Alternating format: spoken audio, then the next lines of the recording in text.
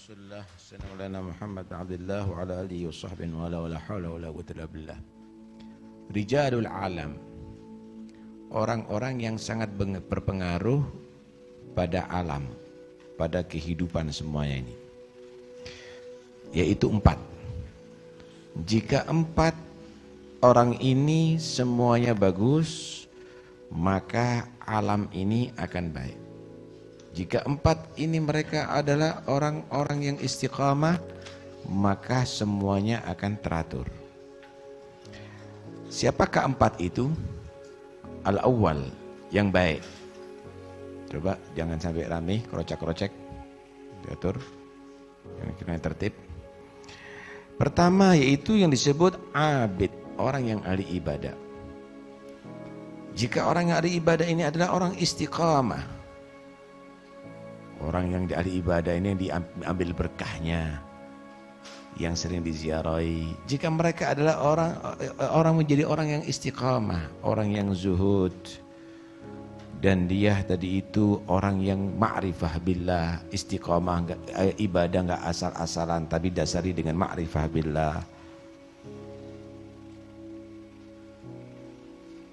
Kemudian punya hati yang bersih, tidak ada perasaan lebih hebat daripada yang lainnya, menghargai dengan yang lainnya. Yang kedua yaitu orang yang berilmu, yang ditokohkan tentang keilmuannya. Kalau tadi itu ditokohkan karena keibadahannya. Kalau bahasa sekarang tokoh torikoh atau yang lainnya yang tadi itu. Ini keilmuannya. Yang menonjol adalah bidang keilmuannya. Jika ilmunya mantap, tentunya ilmu yang dimaksud adalah ilmu Al-Quran, ilmu sunnah, ilmu fikih dan lain-lainnya. Dia mengamalkan ilmu tadi itu. Dia mengajarkan kepada manusia, nasihat kepada manusia tanpa pamrih, menegakkan amar ma'ruf nahi mungkar tanpa mudahana fid din, tidak karena menjadi penjilat yang cukup dia tadi itu hanya berencana untuk harta, kedudukan, kehormatan. Dan dia ketika melakukan itu semuanya la yakhsha fillahu laumata laim, tidak pernah khawatir dan takut daripada kritikan siapapun yang tidak cocok dan mencaci dia. Yang ketiga yaitu sultan, pejabat yang adil. Dia adalah pejabat yang dia sadar bahwa jabatannya adalah amanat dari Allah Subhanahu wa taala yang pro kepada rakyat, yang dia bagus cara mengaturnya, bagaimana bersikap terhadap yang kaya, terhadap yang melarat, terhadap manusia yang ada di sekitarnya. Kemudian istiqamah dia tadi itu, bukan yang serakah. Yang keempat yaitu orang kaya. Jadi pertama ditokohkan karena ibadah, kedua ditokohkan karena ilmu, ketiga pejabat yang adil, yang keempat orang kaya. Kaya punya harta yang halal dan banyak. Kemudian dia menginfakkan untuk membantu orang-orang yang perlu dibantu. Dia menyelesaikan banyak hajat manusia yang ada di sekitarnya. Dia bukan kaya tapi kikir, tidak. Dia bekerja, maju pekerjaannya, tapi mengumpulkan harta hanya untuk itu, untuk menjadi orang yang manfaat. Bukan untuk menghitung nominalnya semakin banyak, tapi untuk beramal semakin banyak. Jika 4 orang ini didapatkan, alam ini teratur. Insya Allah nggak ada kejahatan. Insya Allah nggak ada orang yang merasa tertindas.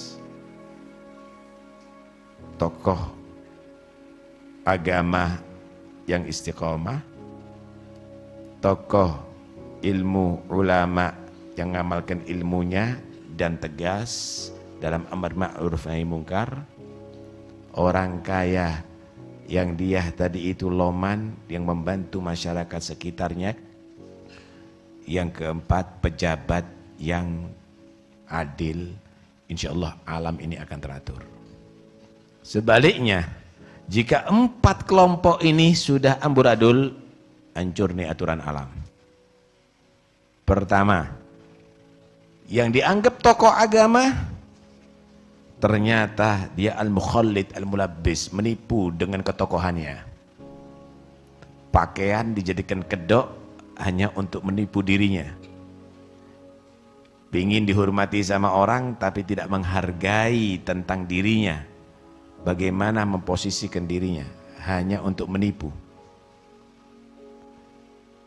Kedua, yaitu orang yang alim tapi menjadi penjilat.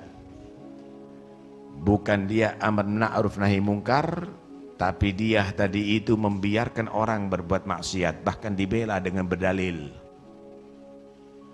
Dia tidak pernah mengamalkan ilmunya, fatwa hanya disesuaikan dengan nafsunya.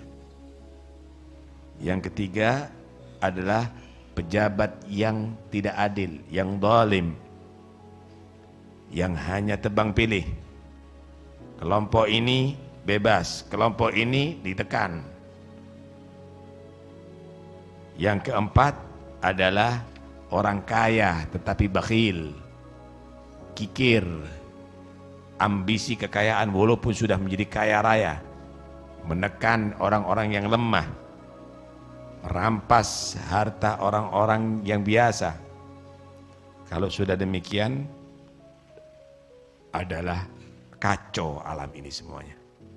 4 yang pertama akan menjadikan alam makmur, kehidupan makmur. 4 yang kedua akan menjadikan kehidupan amburadul dan berbahaya. Karena itu, jika ada yang menjadi salah satu di ada 4 ini, Anda bertanggung jawab tentang sholahul alam ini.